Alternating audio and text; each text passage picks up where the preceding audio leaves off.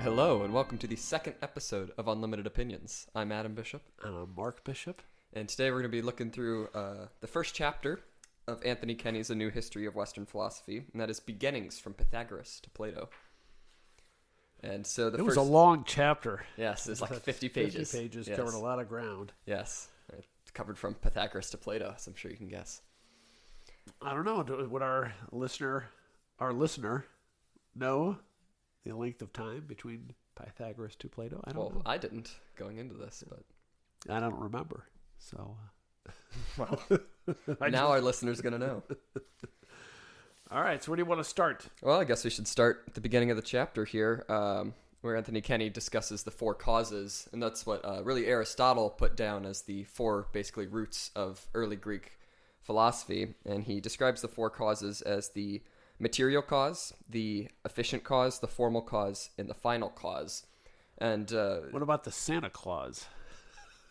That's a terrible joke. Oh, we have Christmas lights in here. We do have Christmas lights all over my room. Turn the camera around so the turn the camera on so the viewers can see. Yeah. All right.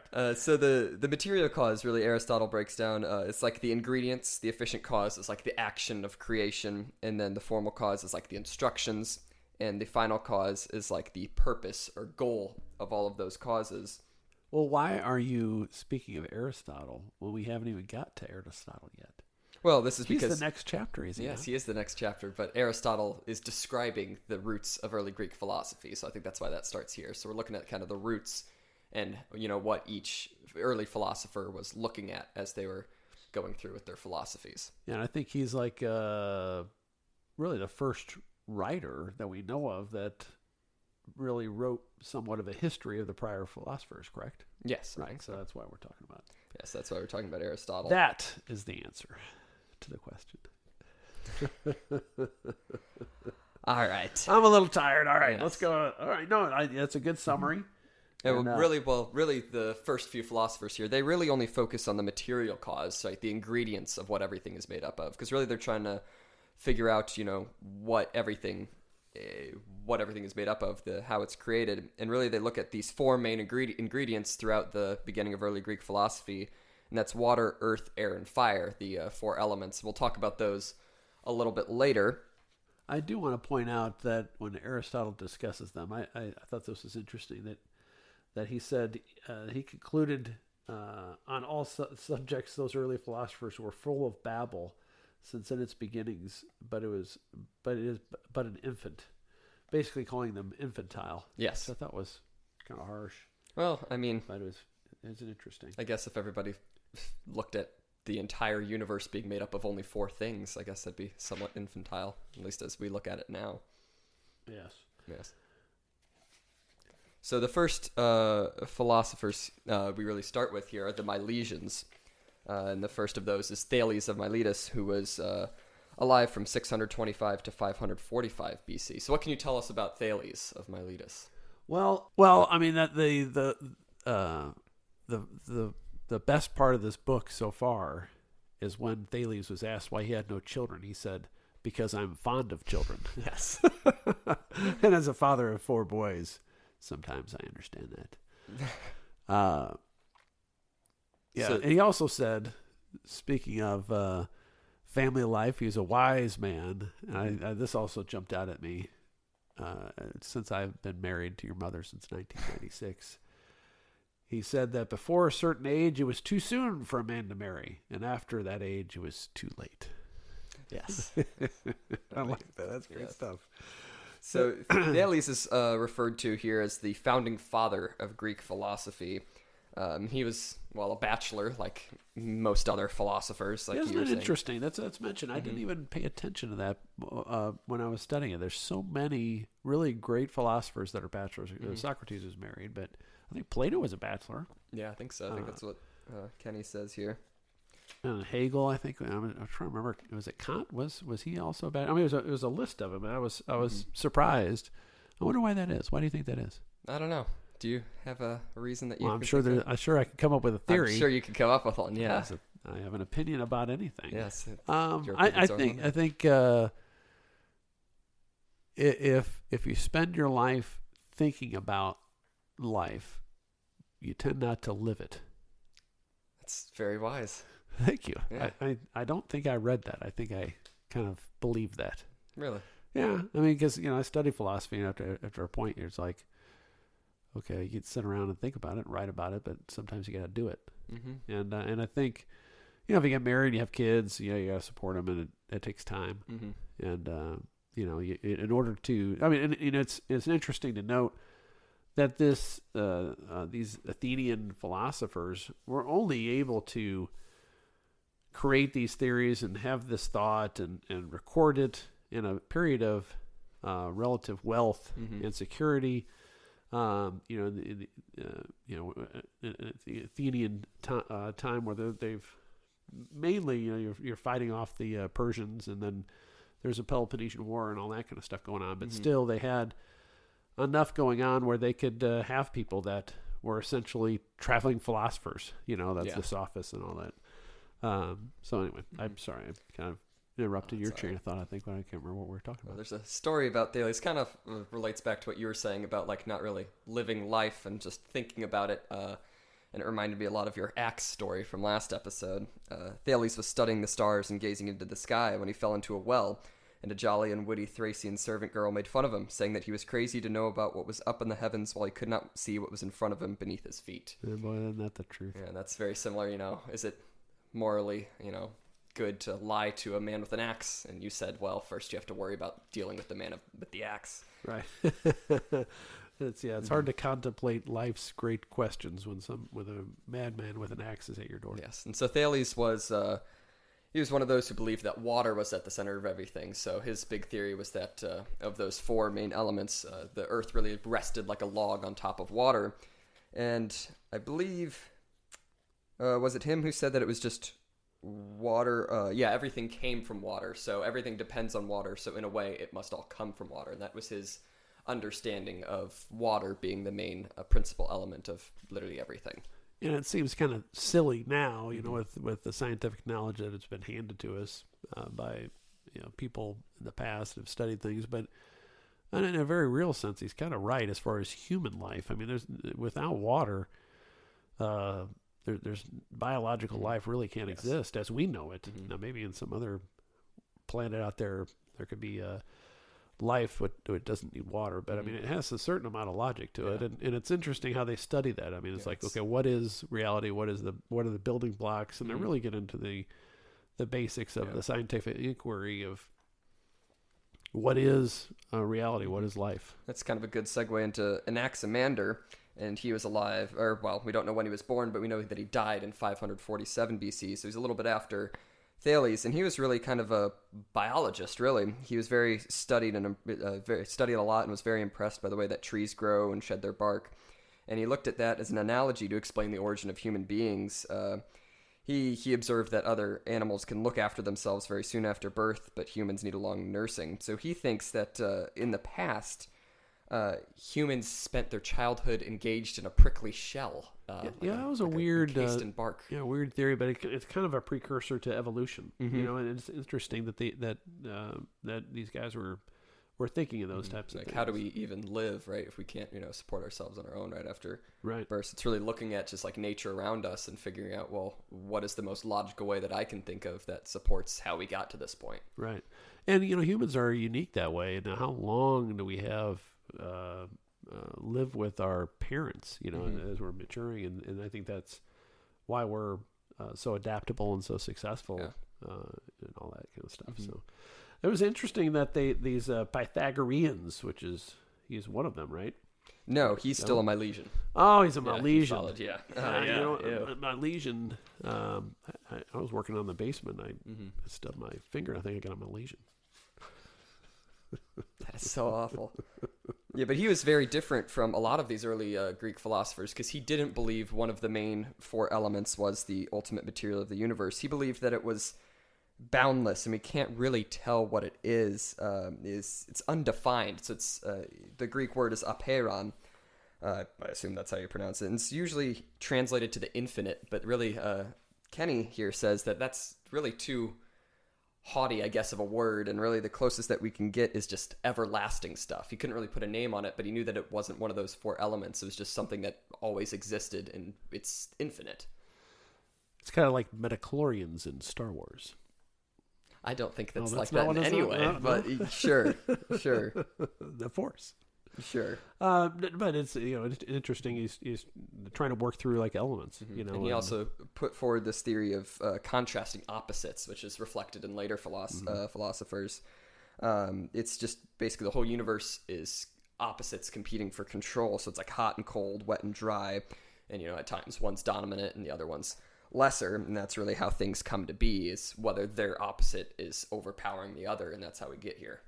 It kind of makes you wonder if, like, because it's kind of like a precursor to physics, a movable object and an irresistible force and all that stuff, and they kind of they have this kind of the concept of it well before there were scientific advances enough for them to really advance the theory, and it seems for them to be just coming out with these theories without any real scientific tools and not a whole lot of, I don't think they would have had a whole lot of recorded history at that point. Not like we have. We have some of their original writings and certainly summaries from a couple thousand years ago, and they would not have had the benefit of that. Yeah. And so moving on from Anaximander, we go to Anaximenes. He was born in 546 to 525 BC. So he's a generation. Cousins. They have similar names. I guess it's possible. He's a generation younger than Anaximander, so he's the last of the Milesians. And so he believed the principal element was air. And really, he was the first, as far as I can tell, the first philosopher to really put an experiment behind his theory of why the universe is made up of air. And he really argued that everything is air, but it's various densities of air. And so he argued that if you blow slowly out of your mouth, your air is warm. If you blow quickly, it's cold. And that's really how he reasoned that everything is made up of air. The denser it is, the more solid it is. So that makes up, the earth and everything. And the hotter it is, or the lighter it is, that's really just the rest of the air. And he kind of has, again, he has the idea of, like water vapor. It's like it goes from a solid liquid gas. A little bit, and that's actually more similar to other philosophers later that really kind of follow that. But yeah, it's similar to that in how he believed, this density and temperature really impact, the matter in our world. And so he also believed fire is rarefied air, and I'm not really sure what rarefied air is, but it's anything around me. I am in rarefied air. All right, moving on. You're not getting. Moving on to the Pythagoreans. Stupid jokes. Yeah. The Pythagoreans. Yes. And so I'm familiar. And there was a discussion in this book of triangles. So I just want to mention. Yes. So you're looking forward to the discussion of triangles. That's right. So most people know Pythagoras for the Pythagorean theorem, which is a squared plus b squared equals c squared, finding out, with right triangles, how to calculate the lengths of the sides and angles and everything. And so... did you know that they were forbidden from eating beans? I did not know that. That was interesting. That was really wild that they were not complete vegetarians, but they avoided certain kinds of meat, fish, and poultry, and they were forbidden from eating beans. Yeah, so they're kind of like, as far as I can tell, they're the first kind of like people to actually like follow a philosopher in like kind of a code of life, really. The Pythagoreans were all these people that believed what Pythagoras thought, and they kind of followed his example and did what he did according to what he thought was right and proper and ethics and everything, and that even went down to their very diet. Do you know what movie I thought of when I read that part of the book? What movie did you think of? Blazing Saddles. Yeah. Yes. I understand. Where they're eating the beans. Yes. The cowboys. I'm familiar. All right. Glad. And so what's really interesting to me, at least, about the Pythagoreans is that they believed that there was a relationship between musical intervals and numerical ratios. And it's so fascinating to me because that was discovered so early, right? This is right. Pythagoras 570 to 500 BC. And Kenney says it's really not until Galileo, thousands of years later, that they really scientifically proved that. And they were completely correct. Right. All right. Music is pleasing to us because of those, ratios, those correct spacings between notes and everything. And I just thought that was incredible that Pythagoras had determined that and convinced people of that, way, way back then.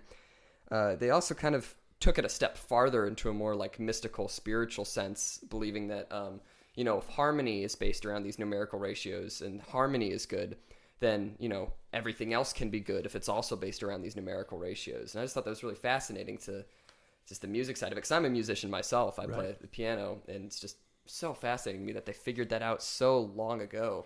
Yeah, and they kind of read too much into it, I think. Yeah, it's like they struck onto something that was brilliant. And it was such a beautiful concept. And it's so brilliant that it has to apply to everything else. Right. It's like, it didn't quite add up. The one thing I meant to look up, and I didn't. Did you look up the expression ipse dixit?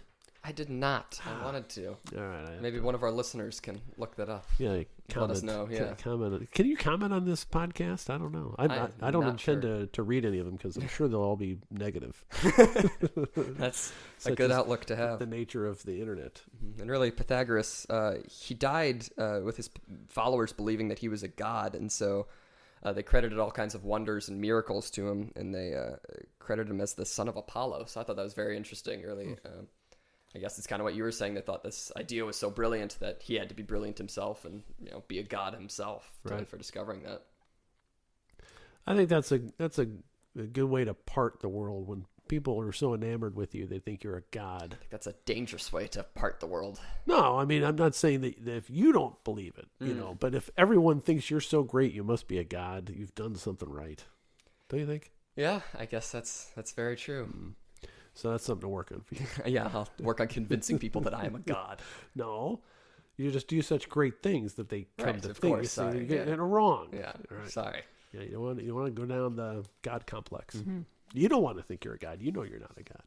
And so Kenney kind of states that after Pythagoras, after his death, that brings to the end the first era of pre-Socratic thought. So that's kind of the first stage of thinking before we move on to the other philosophers.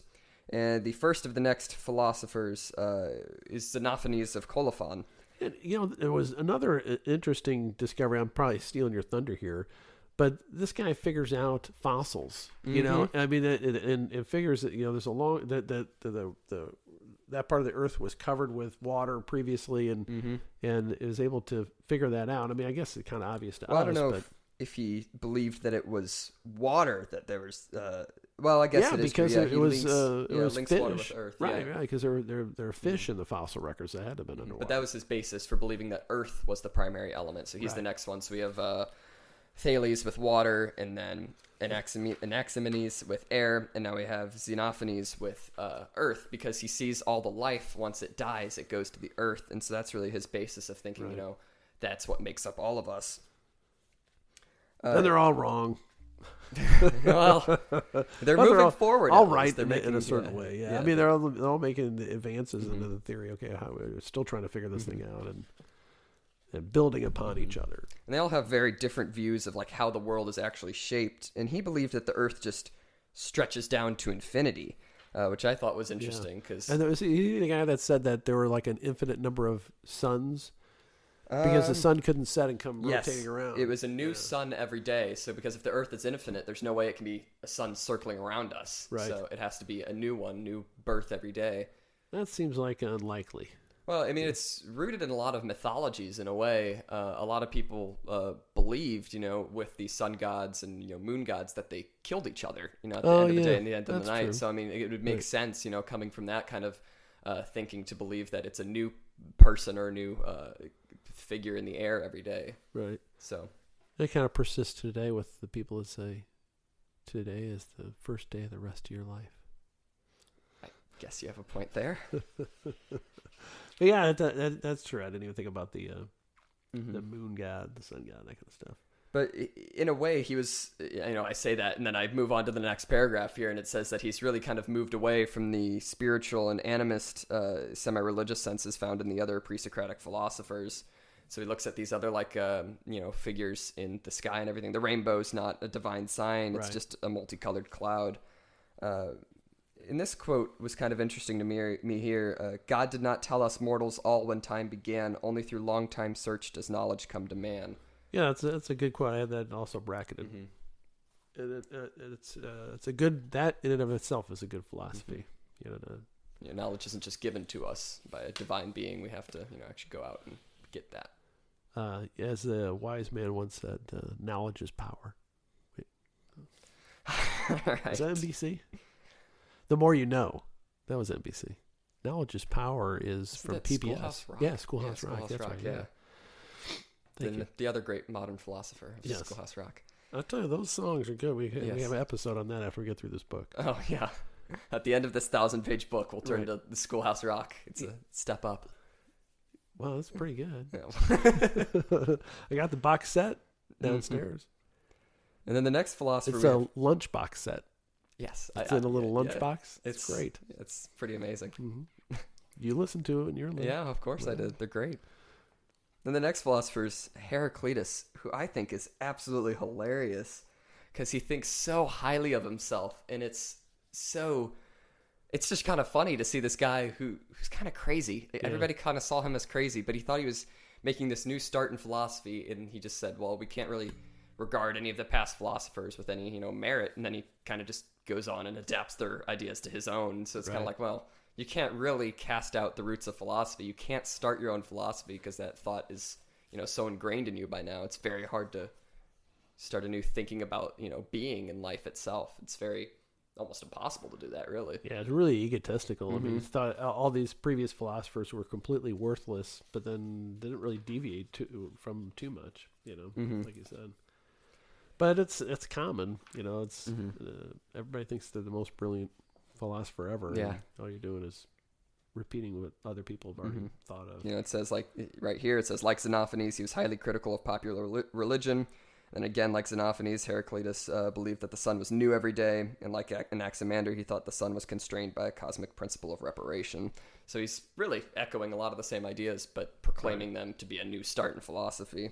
Right. Just articulating them a little bit differently, really. Mm-hmm.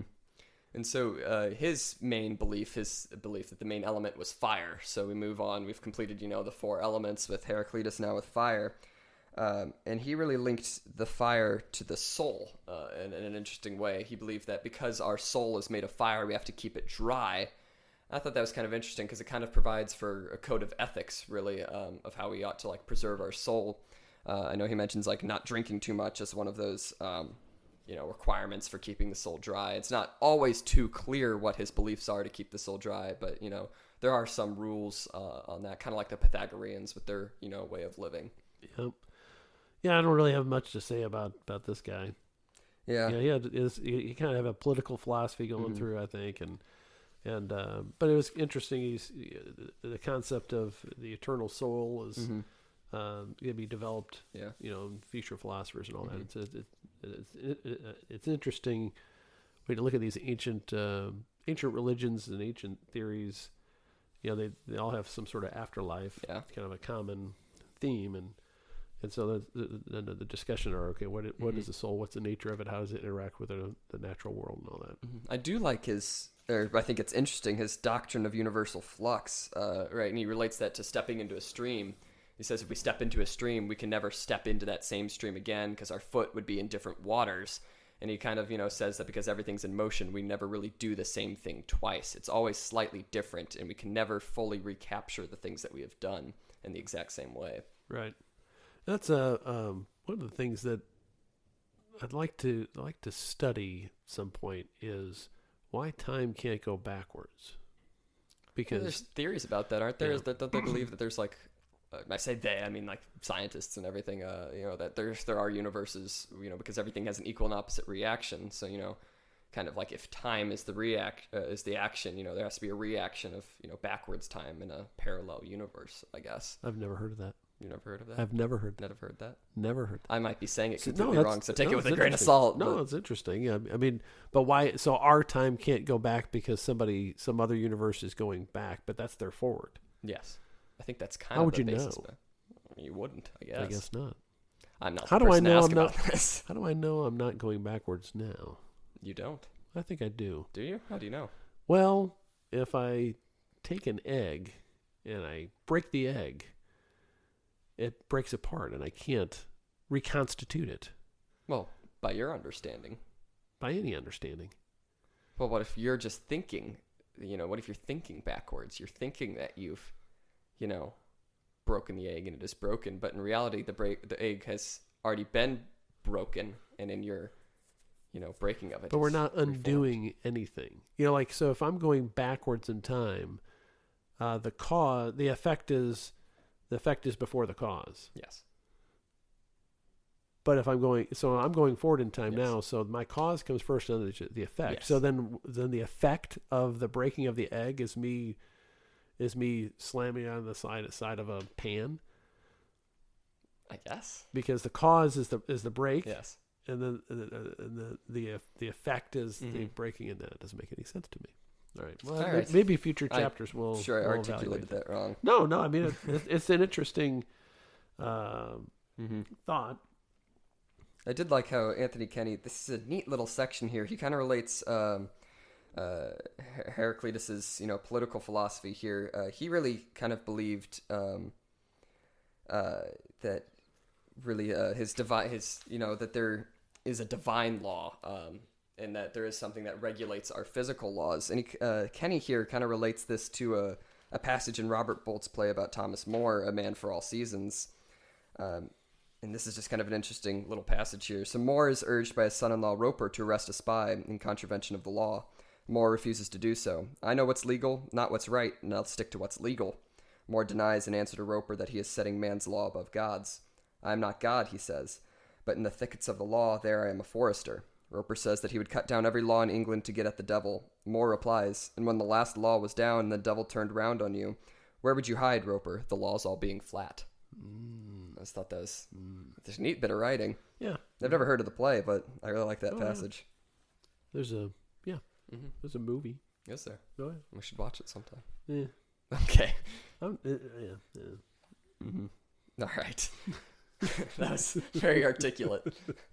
Sorry. And the next group of philosophers here, as we're moving on, is Parmenides and the Eleatics. In Roman times, apparently Heraclitus was known as the weeping philosopher, and says he's contrasted often with the laughing philosopher, the atomist Democritus. But Kenney here says that a more appropriate contrast would be with Parmenides, the head of the Italian school of philosophy in the early 5th century. And so he really, Parmenides believed that nothing was in motion. And I thought it was very interesting, his arguments here about, how nothing is in motion. I just thought that's very interesting, like how you can think that, we can see motion, we can argue for it, but it's very interesting how you can argue that nothing is actually in motion. Well, I was kind of struck by him. There's nothing other than being. And, yes. Being is one and indivisible. So yes. It's kind of like a universal being type concept. Yeah. Yeah, I don't know. I mean, it's hard for me to know what to make of this guy. Yeah, and Kenney describes his two main writings, The Way of Truth and The Way of Seeming. In The Way of Truth, he describes it as the founding of metaphysics, which is the science of being, like you were saying. That being is one and indivisible, and we can't really change being. We can change states within being, but being is always constant. Really, you can't make unbeing in a way. Yeah, that's his theory. Yes. Yeah. Was it him, or was it... Oh, no, it was him that says, when a kettle of water boils away, this may be in Heraclitus' words, the death of water and the birth of air. But for Parmenides, it is not the death or birth of being. Whatever changes may take place, they're not changes from being to non-being. They're all changes within being. Right. So it just changes to a different thing. It's because God is everywhere and in everything. Yeah. I don't know. There's a guy... I don't know how to pronounce his name. Melissus? Yes. Who expounded on his philosophy, and the thing that struck me was where he was talking about how his pain was unreal, and that reminded me of the best bad movie ever made. You knew you were going to do this. I was reading that passage, and I knew you would bring this up. I have written on here the quote from Dalton in the movie Roadhouse: "Pain don't hurt." Yes, pain don't hurt. And that's in some ways it's so deep. And I think that the philosophy contained in that movie is underappreciated. Yeah, I don't know if you can really compare it to Melissus here, but I think it's pretty much the same concept. I guess so. He it says really that, is. He's talking about that pain doesn't exist. It's really your reaction to something else that's happening. So the pain doesn't actually exist, and then if you sever a nerve and you don't feel the pain, is there pain? Yes, that's I don't know. Yeah. Pain's unreal, he says, because it's a deficiency of being, which is impossible. Being is constant and indivisible. We can't have a deficiency of being. Right. And then he also weirdly argued that there was no such thing as a vacuum, since it would have to be a piece of unbeing, which I thought was also interesting too, which he kind of equates, right, not just matter to being, but literally everything in the world, because we see matter as just any stuff, really. And that's how we think of vacuums. It's just spaces without any matter. But he would argue that is impossible, because that is unbeing, right? Because is there a way to have a true vacuum where there's nothing in it? No energy, no light. I mean, technically. No, nothing. I don't know the answer to that. I don't think so. I don't know. I'm not a physicist. I'm not either. All right, moving on. But you may be right. Maybe you can't have a true vacuum. But it's kind of fascinating how they discuss these concepts over and over again between the philosophers of different ages.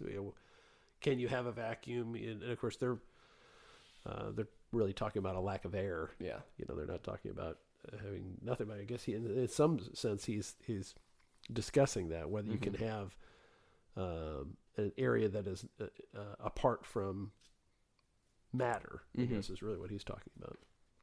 All right, moving on. Yes, and then the other pupil of Parmenides that's of note is Zeno of Elea, and that's kind of what I was talking about with the ideas of motion not existing. The first, argument against the possibility of motion is that there is no motion, for whatever moves must reach the middle of its course before it reaches the end. So he says kind of like, for motion to exist, you have to break it down, infinitely. Right? For me to get to you, you're sitting on the really opposite end of the room from me. First, I would have to get to the middle of my bed here. My bed's in between us. And so, but to get to the middle of my bed, I'd have to get to a quarter of my bed. And I have to get to an eighth of my bed. And so you'd really have to keep breaking it down infinitely. And if you keep breaking it down infinitely, we can't really do that. And so there's no motion at all, which isn't really practically, doesn't make any sense, because I can physically move over there to you. But I guess, kind of theoretically, that does have some logic to it, that, we can't really move if we can break everything down infinitely. Yeah, I guess the point is that you're, it's an interesting theory, and I wonder how long he sat around in an empty room and thought of that. It's like, well, then somebody would walk across the room and slap him across the head. I just proved you wrong.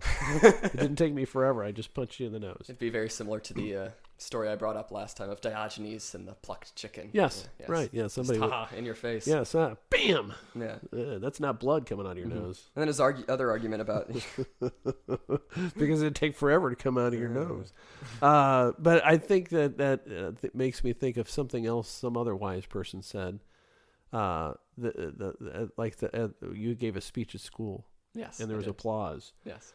And that applause has not technically ended. Yes, I have heard this, yeah. Because there's just a long interlude between the last clap and the next one. Yeah. There you go. Yeah, the first time you clap, you never stop clapping until you die. So maybe when all the people there in that room die, then the applause is ended. Yes, that would make sense. Well, that's kind of a sad way to look at it. That is very sad.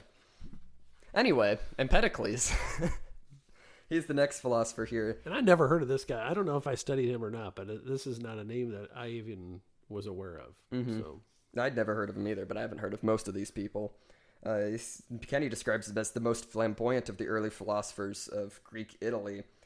And his big theories here was that all four substances are equal parts, the basis of the universe. It's amazing how long they're stuck in these four elements. Yeah.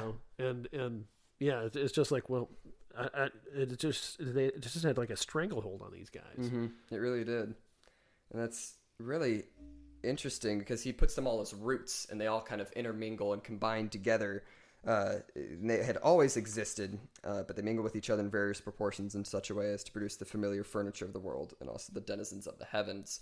So it's not just one basis of the universe, but all four acting as four distinct roots that all interconnect in a way. Yeah, and I thought it was kind of, I guess there's a mention here of Aristotle talking about this guy, and stating that it wasn't just that there were elements, but that those elements interacted in such a way as to cause things to happen. So it was a little bit one step further. Yeah. In the inquiry. That's what Aristotle. Is that what you're saying? Right. Aristotle praised him for that. Yeah. Right. In his little passage here, it reminded me of a passage from The Hobbit, so I feel obligated to read it. Where are you at? From these four sprang what was and is and ever shall, trees, beasts, and human beings, males and females all, birds of the air and fishes bred by water bright, the age-old gods as well, long worshipped in the height.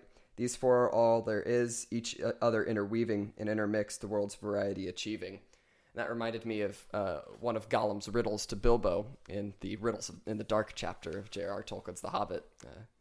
All things this devours, birds, beasts, trees, flowers, gnaws iron, bites steel, grinds hard stones to meal. And there's another little passage in there, but really the answer is time there, that time is, the destroyer of everything. That is correct. That is correct. Right. A bit of Gollum philosophy for you there. So we've weaved time Yes. back into the conversation. I think that'll have to be a theme. Philosophy of Gollum. Yeah, that'd be an interesting subject. And then he kind of really believes, going back to what you were saying about how they interact is with love and strife. And, love combines the four roots, strife breaks them away, and that's how we get everything that is created. Love gives us, the combination of air and water and all of that sort of thing. Yeah, trying to get at those values and how those elements interact to create, justice or whatever. And he's also kind of similar here to really kind of Pythagoras in a way in his death, in which he kind of deified himself in a way, although I guess Pythagoras may not have deified himself, his followers may have, but he really believes that once we die, or once, a certain group of people, a certain group of privileged, intelligent individuals, they become this deified class of beings due to their great acts in life. And so when he died, I can't tell if it's really a myth or if it's true that he leaped into flames at his death to be reunited in the cosmic mind, or, what he believed it really was. He hastened to the summit of the volcano and then, in Milton's words, to be deemed a god, leaped fondly into Aetna flames. And there's another little passage here. Matthew Arnold dramatized the story in his Empedocles on Etna. He places these verses in the mouth of the philosopher at the crater's rim.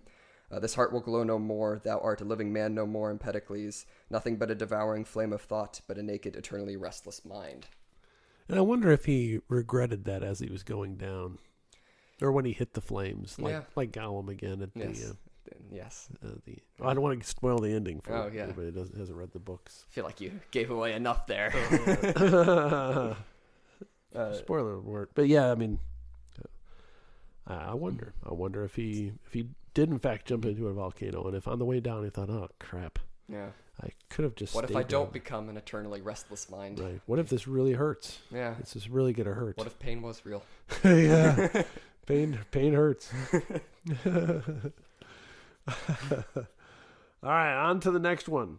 Yeah, so Anaxagoras, and Kenny kind of describes him as the precursor to the theory of the Big Bang. And Darwin, right? Was it Darwin or was Darwin and the Big Bang? Darwin and the Big Bang. Yeah. No, Empedocles was the precursor of Darwin. What am I looking at?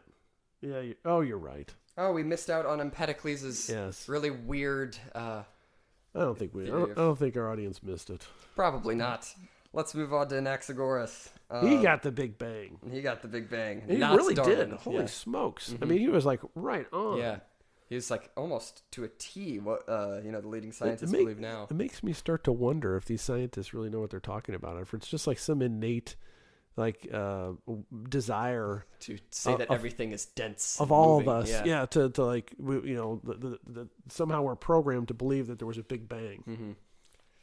I don't know if that's the case, but Anaxagoras believed that, in the beginning, everything in the world was infinitely small and infinitely dense. Right. And it began rotating at very high speeds, and it threw out, just chunks of itself. Now, how would he come to that theory? I mean, I guess you study the stars or whatever, but that's just amazing to me. And, it's kind of like, the question of whether or not we have souls and or if God exists. Yeah. And there's always a risk there you have to be aware of that maybe we just want it to be. Yeah. You know, maybe we want there to be a divine creator and a benevolent being. And maybe we just want to have a soul so that we don't die when we die. And I wonder if this is kind of like one of those things that are just kind of programmed. Because, I mean, otherwise it's just brilliant. I don't know where this guy just pulled this thing out of his hat. I mean, he didn't have any sort of scientific basis to believe this. He just came up with the Big Bang Theory back in, 500? Yeah, just about. It's BC, really, right? Yeah. 428, yeah. So that was his death, He died at 428 BC. I mean, that's just amazing. It's really interesting. He kind of brings back that idea of opposites, but it's not in the same way as previously with the distinctly contrasting opposites. He believes that in the rotation, the opposites were flung out, hot from cold, wet from dry. But he believes that there was a little bit of everything else in every individual thing. So everything's kind of intermingled in this, constant rotation. And he believed there was a constant expansion to the world too. Right. There's a little bit of white in everything that's black. There's a little bit of wet in everything that's dry because, we all came from the same place, the same infinitely dense, infinitely small speck, really. And he comes up with this theory of the mind came and gave them order and some sort of deity or a creator of the universe. Yeah. Interesting. I mean, he came up with that kind of stuff. It's kind of a sort of divinity, pulling everything together. Right. So even those people that came up with the Big Bang, they can't say, "Well, I thought of that first." Well, I don't know. This guy back in 428. Had you beat. Speaking of that, we have the atomists now, who are Leucippus of Miletus and Democritus of Abdera. And again, they kind of nailed the concept of atoms. Atoms are now named after what they considered atoms. They believed that everything was made up of these really, really tiny particles that were never detectable. We could never figure out what they exactly were, but they were infinite in number and in infinitely many varieties, and they existed forever. There's nothing we can do to really examine them, and they, can differ in rotation and in size and in shape, but they join together in ways to build up everything that exists now, and it's remarkable how similar it is to our concept of atoms today. Yeah, I don't know. I mean, it's just amazing how they're able to come up with these theories and with really no scientific tools or instruments and all that kind of stuff, and they come up with a theory of atoms. I mean, it's just pretty wild. I mean, it really makes you kind of question the value of your own life. Yeah. Because it's like, my God, these guys are, they have relatively short lifespans. Well, I guess some of these guys live pretty old, like 80 years old, or a couple of them. Yeah. But, they're able to come up with this stuff, write these books, start these essentially like cults. Yeah.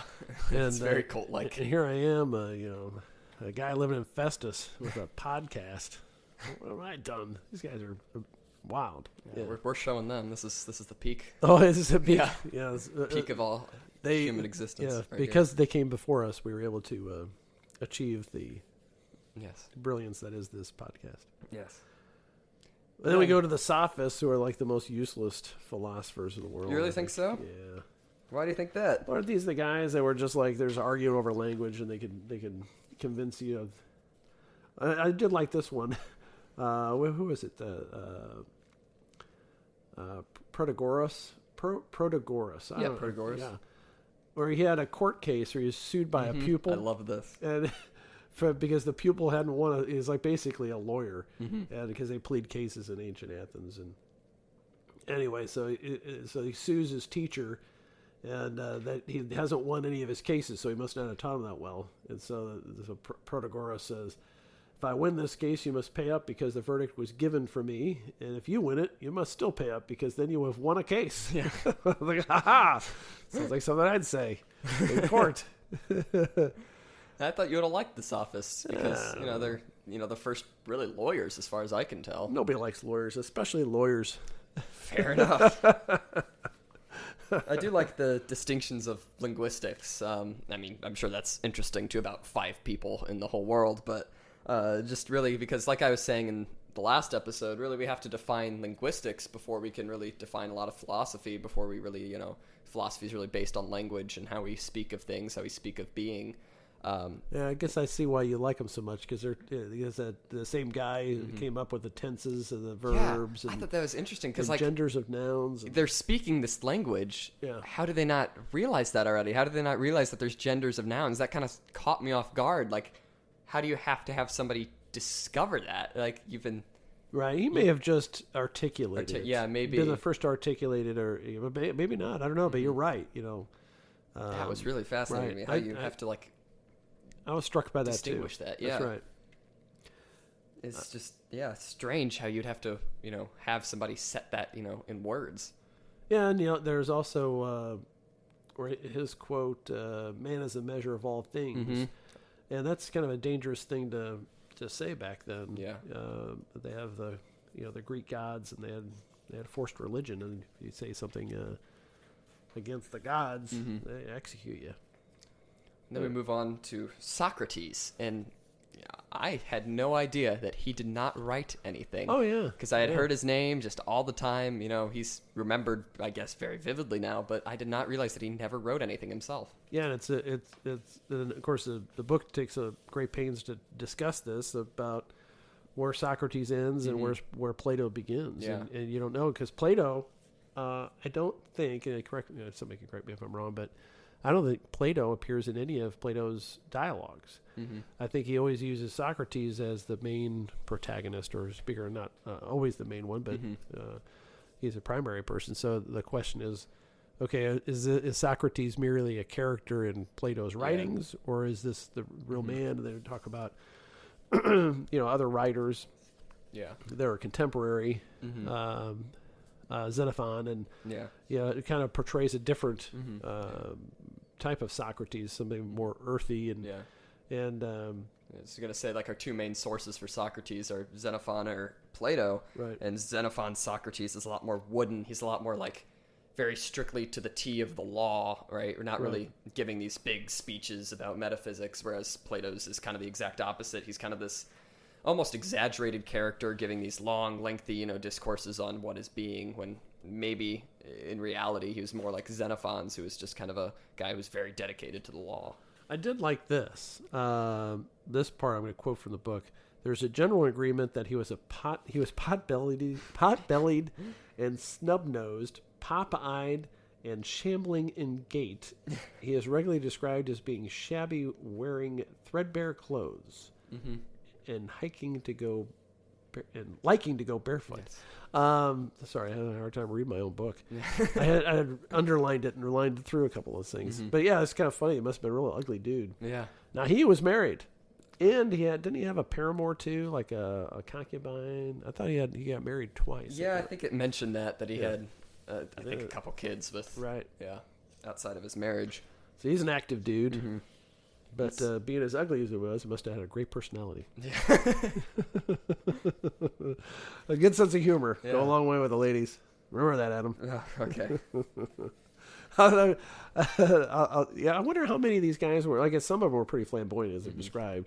I wonder how many of them were somber, or how many of them had a good sense of humor and all that. My advice, I'm going to go off topic now. Oh, no. Yeah, so...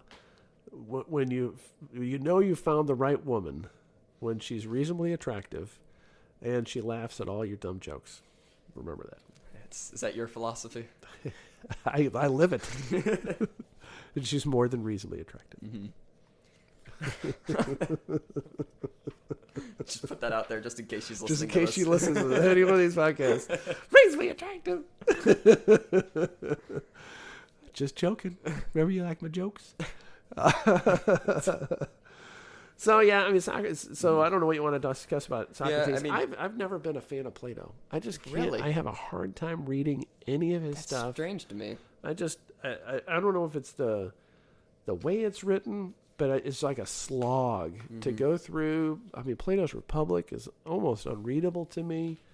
Some of the shorter ones, I think it was the Apology. I think I enjoyed that one a little bit better, but. But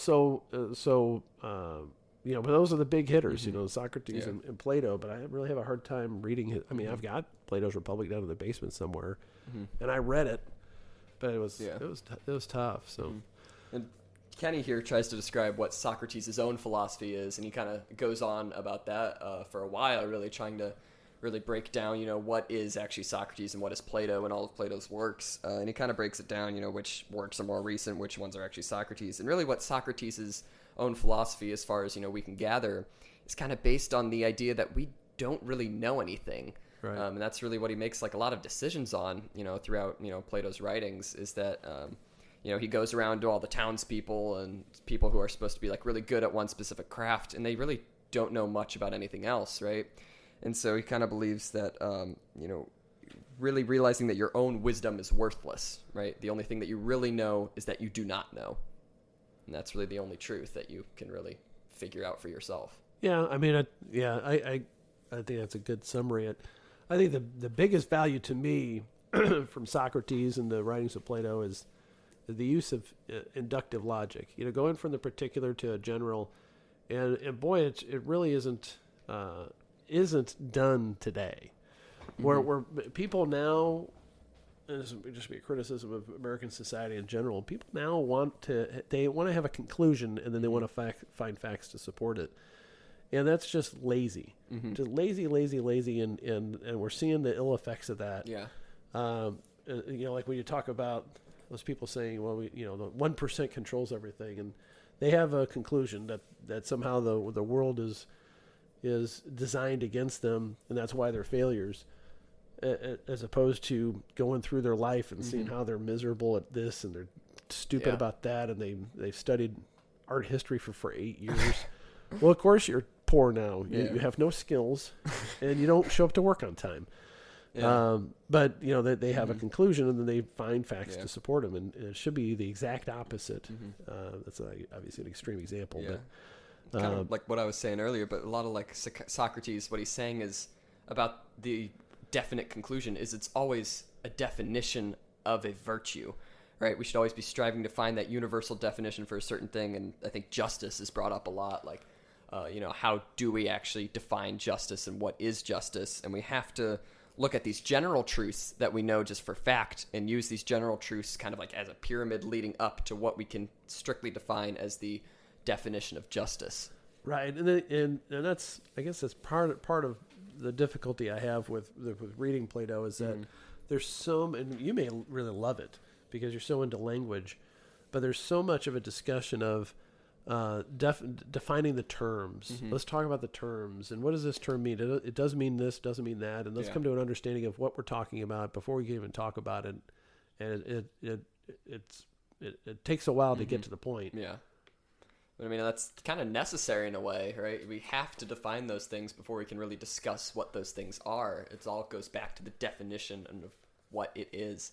Right? And I think it really is. A lot of philosophy is dependent on language and how we express who we are and what our goals are, just based purely on language. I agree, but you can also get bogged down in it. That's true. Because then you're just talking about what are the words we're using. It has to be a balance. And that it becomes the axe problem. You're focused too much on whether it's good to lie to the axe-wielding murderer and not actually stopping the axe-wielding murderer. Right, yeah. So there has to be a practical side of it. And you have to, it's like the guy, I forget his name already, the guy that says, I can't, you can never come across the room to me because the distance can always be divided. Well, I mean, if you can't support that theory with an experiment, because we all know that you can walk across the room. Yeah. So then what he should have figured out is that theory has been proven wrong every day of his life. Yes, it's Zeno of Elea. Yeah. So, and so that kind of I struggle with that in the study of philosophy, is that it has to have a certain amount of practical benefit. And then, maybe I'm getting ahead of it, but Plato's Republic, he's got this utopian theory of a political philosophy of these three different categories of population and then like a inspired dictator or whatever you want to call it. Yeah. And I just thought that part of it was just garbage. But of course I'm coming from a democratic republic, the United States, which and I think you'll see this. I assume I haven't read ahead, but I assume you'll see a lot of philosophy, political philosophy, is discussions of utopianism. Yeah. What is the utopia? What is the perfect world? And then maybe we can try to achieve it. And that, again, I think that's just completely useless, because of my theory of basically we're all sinners, and we need to deal with people who are failures, and we're all failures in something or another during our life, and if you set up a utopia or try to set up a system where that people will always do the right thing, you will find quickly that will turn into a dystopia very quickly. Mm-hmm. But I don't want to skip over Socrates. I mean, I really liked the Socratic method, as a method to go to truth, questioning, and then and again the inductive logic was really, I think, in my opinion, the best benefit of Socrates and the Plato's dialogues. Mm-hmm. I mean, of course, the most well-known story about Socrates is how he was killed. He was charged on grounds of corrupting the youth, and he was sentenced to death by democracy, really. And, people tried to convince him, just escape. We won't really chase after you, right? Because, we admire you so much. But he says, no. Had a ship there ready to go. That's right. He says, no, because, I have faith in democracy, really, right? That's what I've put my whole life behind. I've dedicated my life to justice, and if this is what the people say is justice, I can't be the hypocrite here. I have to stay true to what my beliefs are, and I'll drink this poison. Yeah, and it's just an interesting concept of your responsibilities as a citizen in a community, and basically the fix was in. It wasn't an official pardon, but it took the hemlock and he died. And then I was wondering, as I was reading this and thinking about this again today, if he hadn't done that, would he have been remembered? Because Xenophon and Plato both wrote of his passing and basically were defending him against the mob post-mortem. Yeah. And I wonder if he would have, run off to some other island and done whatever he was going to do, if he wouldn't have been so fondly remembered. And maybe he would have been lost. Yeah, it had just been, just that one side character in Plato's writings. And maybe Plato wouldn't have written all that stuff. That's true. Because Socrates would still be here palling around with them and they'd just be hanging out. Maybe this is what inspired him to write to begin with. It's interesting as far as a historical development, and then, but of course you don't know that when you're taking the hemlock. Yeah. Well, maybe I'll be famous. But anyway, I think those are interesting historical questions and what ifs, and but it also raises all those questions about what is your role as a citizen, and if you live by the laws, do you have to die by them too? And interesting. What do you think? Well, I think you shouldn't be a hypocrite. I mean, why? Why is everybody always so against hypocrites? Well, because if you can't practice what you preach, why should you expect others to, right? If you're saying that this is the way to do things, but then you don't actually do those things, what value does your arguments have? What does it matter to you what other people think of you? Well, if you want them to follow what you're saying, it should. Do you really want anybody to follow what you're saying? Well, I don't know what I'm saying yet. Let's put it this way. So you've been unjustly convicted, and they're gonna execute you tomorrow. But you say, "Oh, I'm not gonna do that because I've lived by that." I mean, I'm not going to escape because then people will think I'm a hypocrite. So what? Well, I mean, I guess if your ideas are that important and you don't want them to be dismissed as hypocrisy, I guess you would go through with the death. I guess it depends on what you're convicted of. I guess that's true too. If you're convicted of jaywalking and they want to sentence you to death, you're like, screw this. Got to look at it, in context. But he was convicted of, was it an apostasy or something, or he was speaking against the gods, right? And he was corrupting youth. I wonder if the second one may have been true. Who knows? I don't know. Hang out with a bunch of dudes. Yeah. And who knows what these guys were doing back there in Greece. Well, it also just might be rooted in his philosophies, right? If he's convicted of apostasy, you know, right? Because he's questioning the gods, and that might just be the corruption of the youth. Yeah, true.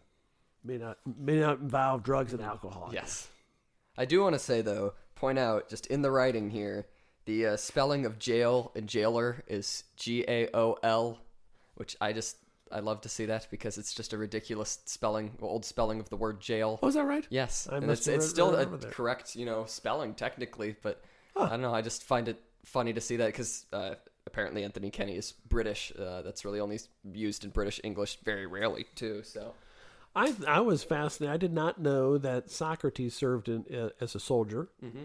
And Plato probably did. They said certainly his brothers did. Mm-hmm. And then Plato, his uncles were 2 of the 30 tyrants at the time, so-called tyrants at the time. And it was just kind of fascinating that I never knew Socrates was a soldier, mm-hmm. heavy soldier, I guess, heavy armor soldier. So that's interesting, and also a parallel to your favorite author who also served in time before. In case you couldn't guess who that was, that is J.R.R. Tolkien. Yeah, that's right. But so then, and I was a little confused. Well, I mean, Plato had is it Plato had the academy or Socrates? Plato had the academy, right? Yes. And that's where he had like the great thinkers come around and all that kind of stuff. Now he was a bachelor, mm-hmm. and he lived to be 80, which is fascinating. Yeah. Life expectancy back then had to been like 30 or something. There was another philosopher that we talked about that lived to be 100. I know. I don't know that I believe that. Yeah. But, I mean people can live that long. That's true. And they say that Mediterranean diet is very healthy. That's what they say. Yes. Is that what they say? Yeah, they do. Okay. Mm-hmm.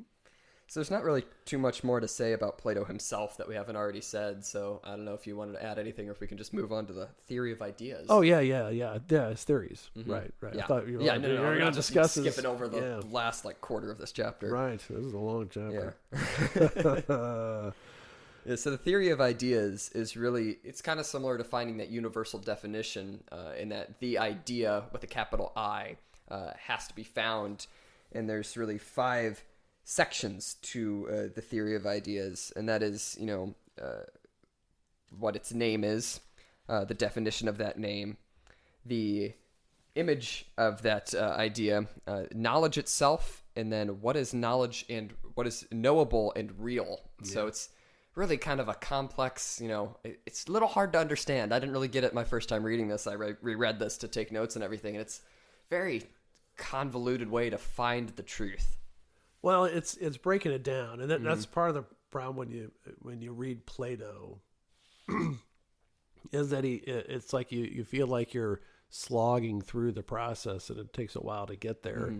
But what he's trying to get to is, I think, kind of like a universal truth. Uh-huh. What is the concept, the true concept you're talking about, and I often, in an offhand way, just to be argumentative, say there is true beauty. Mm-hmm. There is something that is just beautiful, and if you disagree with that, you're wrong. Yeah.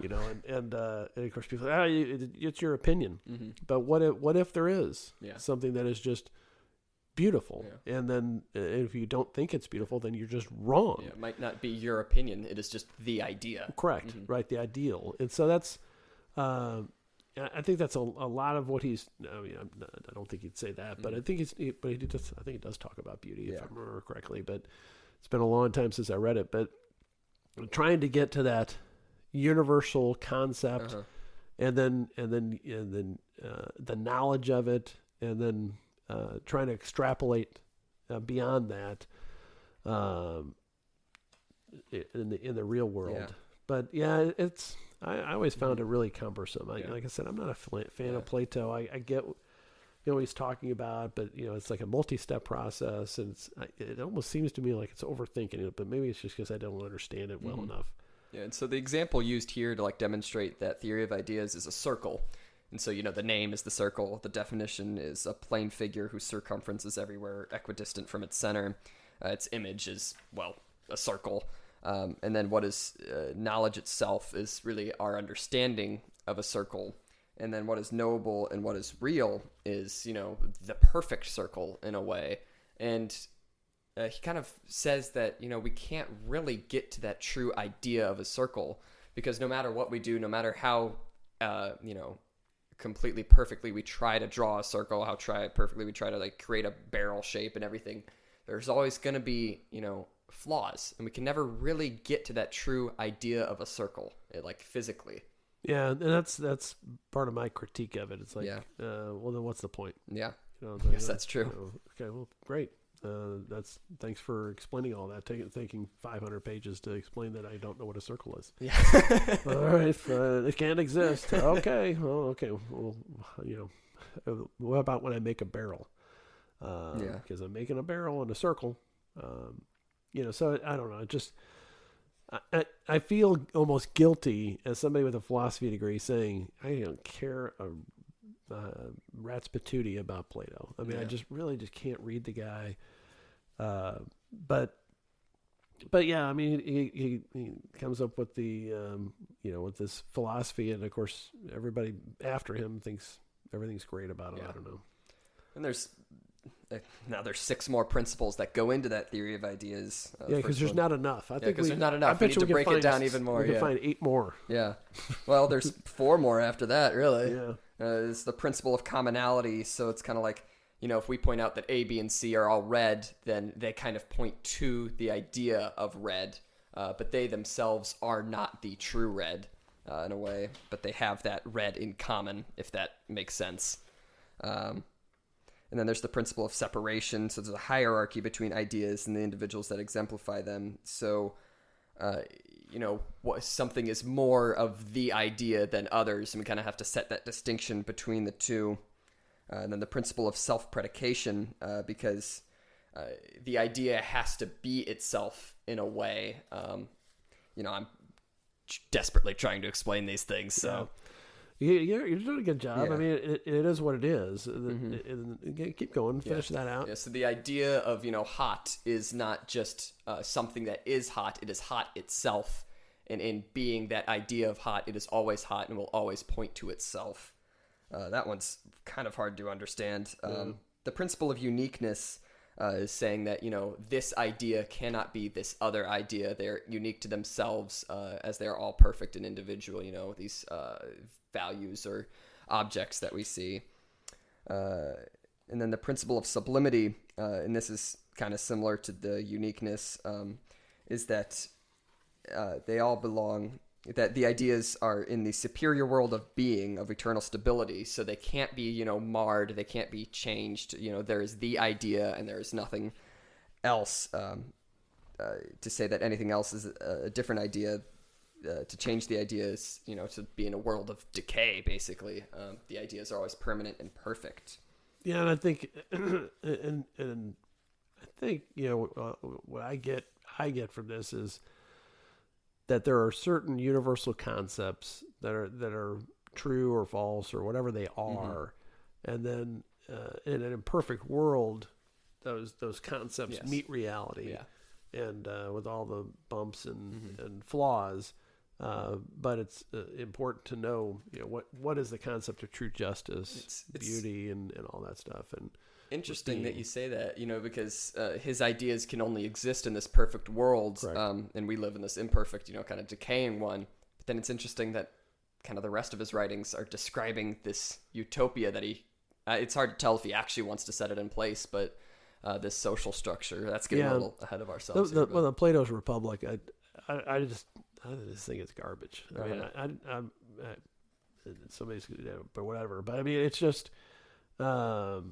it's utopianism, and it's really discriminatory. I don't know how to say it, but it's arrogant that certain people will know better than other people, and I think maybe he was too affluent and too ungrounded to realize that the affluent elites are quite often the people that don't know enough. Although in his world, maybe the farmers and all that, I know they're different than the American farmers and tradesmen now, because we all have unlimited access to information and research. So you can have really, really well-read farmers And of course, people are intelligent across vast swaths of the population. So, he's talking about tradesmen, and I think it was tradesmen and farmers were like the lowest class, and they just kind of do what they're told, I guess. But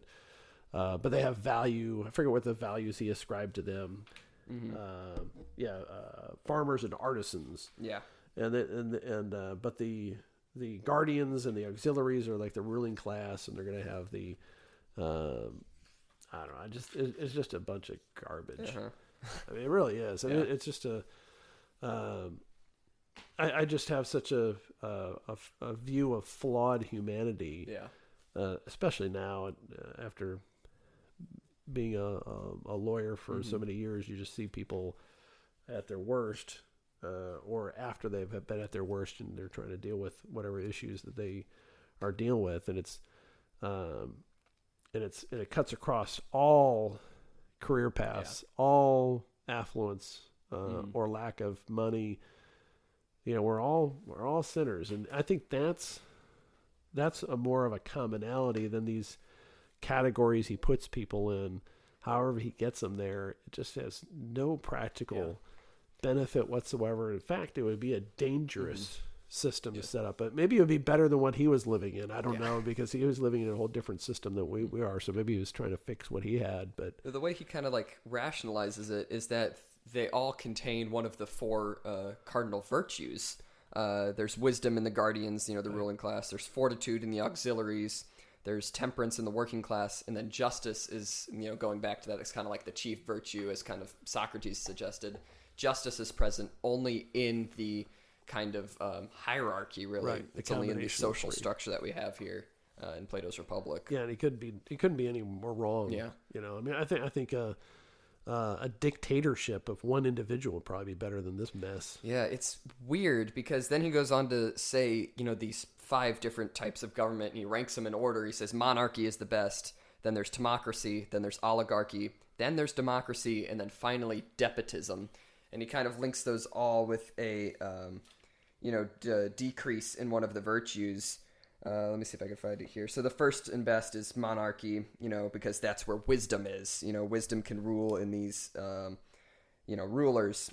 And then in a democracy,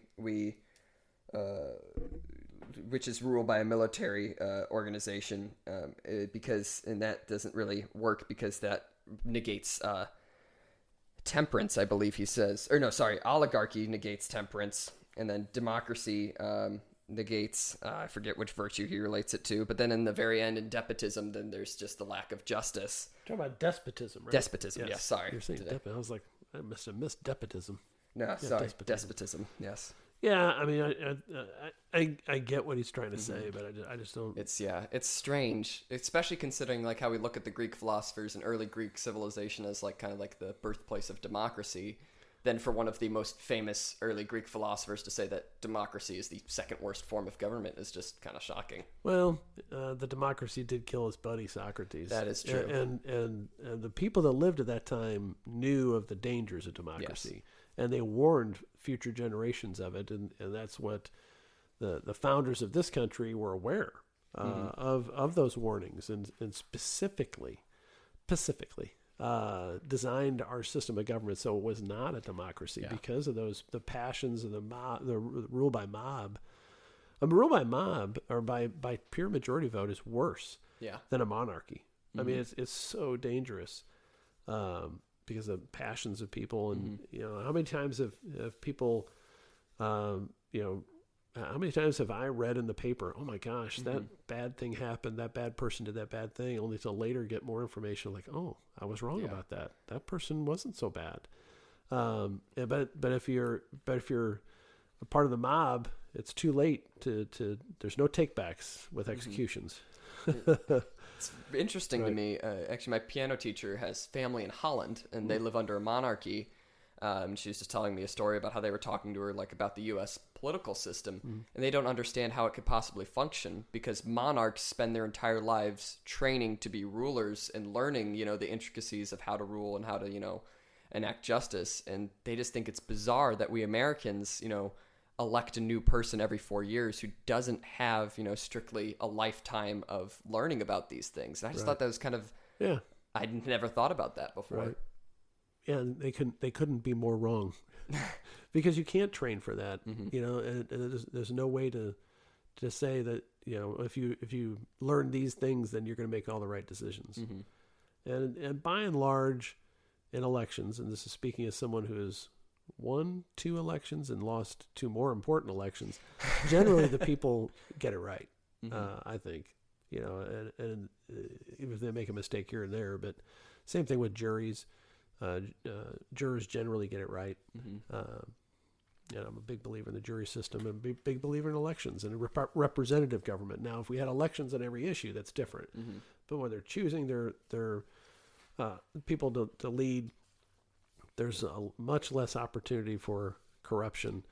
And despotism. California have like direct elections on certain laws? We all states do have propositions, but California has had a lot of propositions that are by popular vote. Got it. To bypass the legislature at various times. And I don't know if it's easier there than other states, or just more big money that have interest in it, but Missouri has propositions on the ballot almost every year. It's become very popular, and constitutional amendments. I mean, medical marijuana is now in our Constitution. From last year, or was it year before? There was a constitutional amendment to legalize marijuana and set up a regulatory scheme within our Constitution. I didn't know that. Yeah, so that way the legislature can't wipe it out. Because if you have a proposition that's that people vote on that just enacts a law, then the legislature the next session can go in and just vote it out. Yeah. But if you amend the Constitution, you have to re-amend the Constitution. Yeah. It's a whole different process. So yeah, it's there's a lot of garbage in our state constitution just because it's too easy to amend. The U.S. Constitution, it's hard. Yeah. You have to get 2/3 of the states to ratify and all that. But anyway, I digress. It's a decent segue into the laws. Yes, by Plato. The laws from Plato. It's also, actually a perfect segue because he believed that, if we have a good nature in our laws, that is more effective and that's more important than the nature of the ruler themselves, right? If we have a good system for our laws, it doesn't really matter too much what the character of the ruler is. Well, I mean, I think we should just assume that the character of our rulers is bad.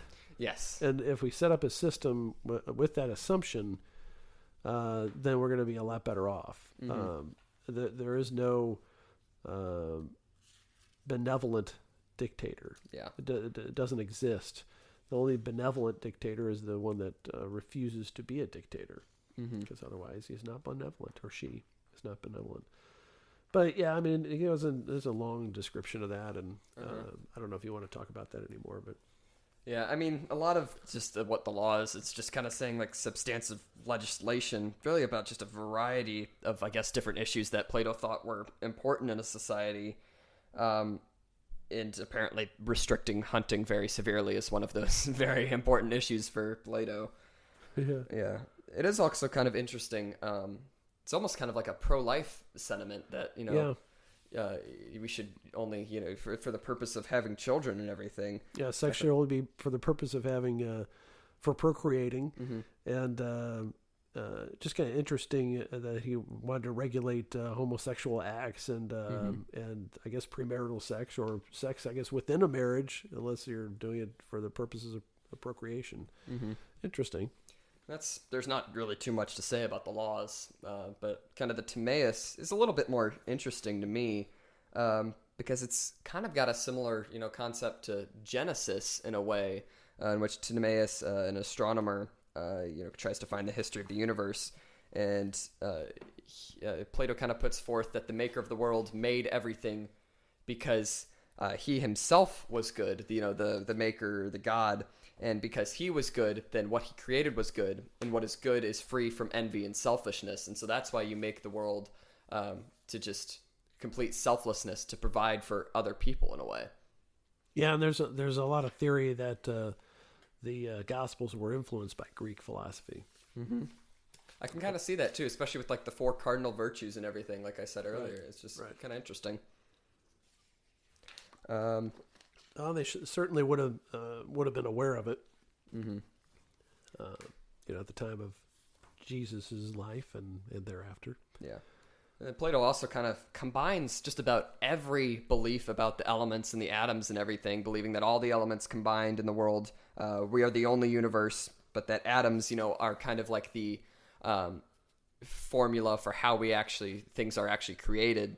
Like round atoms combined make round things, and it's really kind of like blueprints of all of the individual 4 elements. It's kind of really a combination of everything. And then he also kind of like distinguishes between the different types of living creatures, which are gods, birds, animals, and fish. He kind of regards stars as everlasting living beings, which I thought was interesting. Yeah. And then weirdly, the transfer of souls into the stars and into human beings was also interesting to me, to kind of look at that as just like another stage of life in a way. Right. Interesting stuff. So he had a lot of valuable stuff in there, and also just but I just don't know why Plato is like the end all be all to everybody. Oh, Plato. I kind of see that now that I've read a little bit about him. I know I'm going to read a little bit about him more, I'm sure, but it's... You can try to read Plato's Republic. I'll bring it up from the storage unit downstairs. But, I like Aristotle. I like the subsequent guys in European philosophy, but I probably shouldn't denigrate Plato. I mean, everybody, if you go to college and take a philosophy class, say Plato's junk, your professor will give you an F. I guess, I don't know.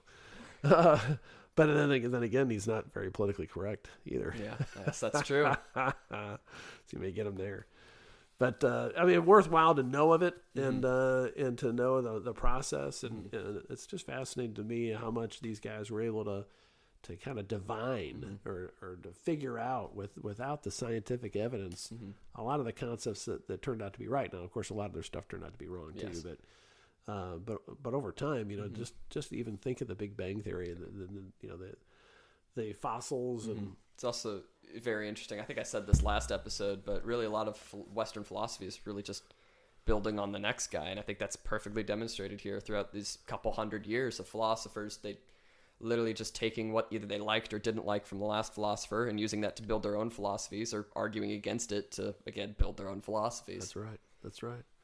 Yep, that's the nature of the study of philosophy and the nature of philosophers trying to... Once in a while we'll get a crazy Heraclitus saying that all philosophy sucks, but then just using other philosophy. You're going to see that later in this book. There's going to be 3 or 4 of them that say, well, I'm starting over. I think Descartes was one of those. Yeah. Well, this is junk, and I'm going to start anew. I'm going to start fresh. I'm not even going to study them so that I can start fresh. Yeah.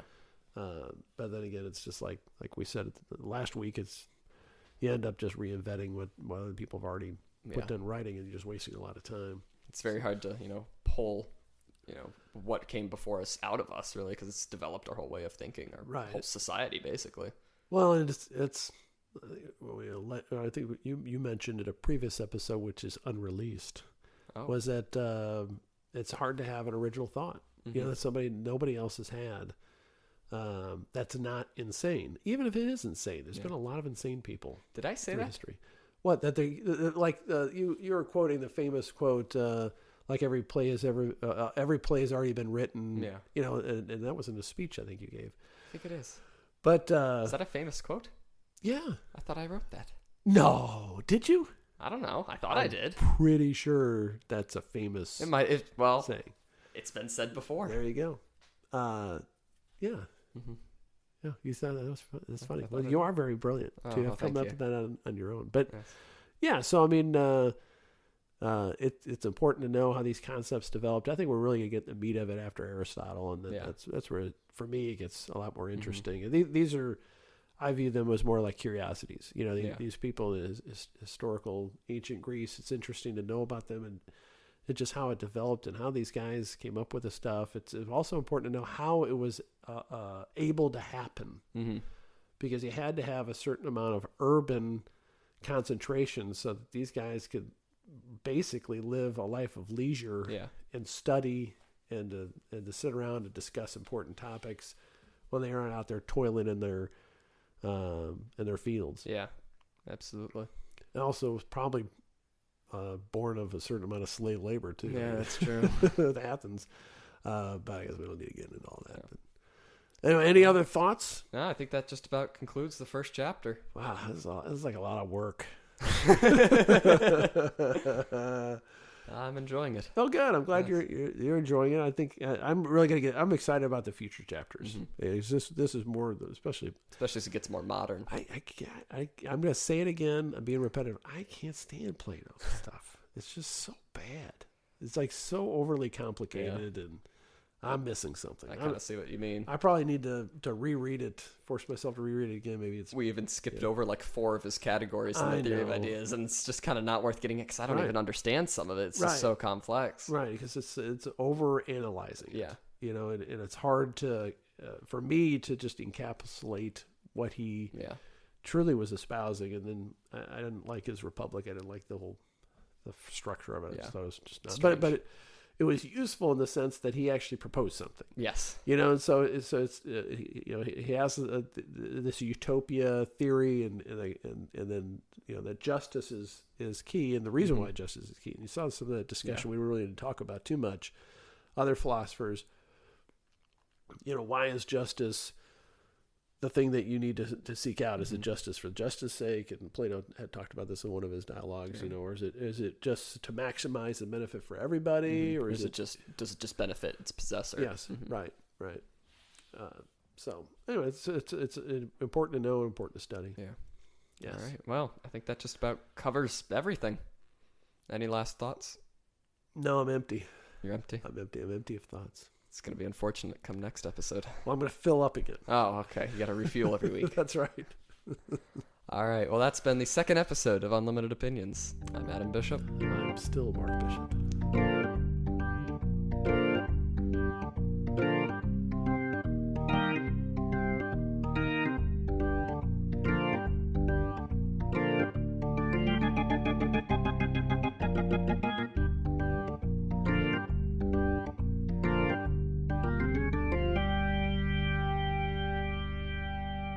You're always going to be Mark Bishop. But you're still saying that.